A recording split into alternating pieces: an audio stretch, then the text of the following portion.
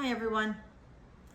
I was recently asked a question about why someone with Brewery syndrome who has undergone treatment would relapse. Some people relapse quickly and some it takes some time to relapse. So I wanted to go over the different ways that would cause the relapse, and these are ways that we know about today. So what is Brewery or ABS? It's basically a imbalance in your gut of the microbes. So there's good and bad bacteria, there's good and bad yeast, and when the bad stuff takes over and there's more of it than the good, this imbalance can cause a number of issues.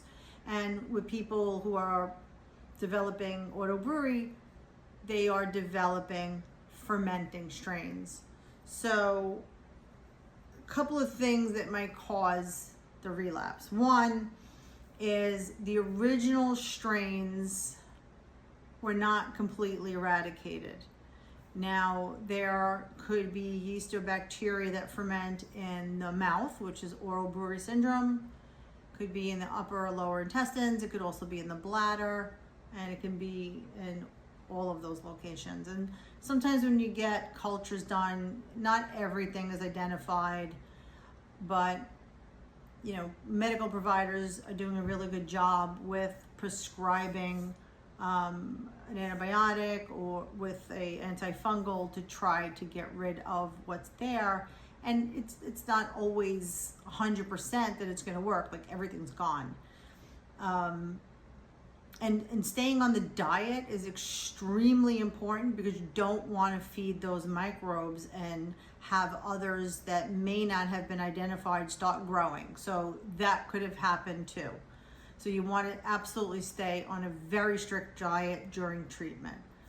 Another thing is the whole reason why there's an imbalance is because there's an underlying gut dysbiosis, an imbalance, a leaky gut. I'm sure you've heard these terms.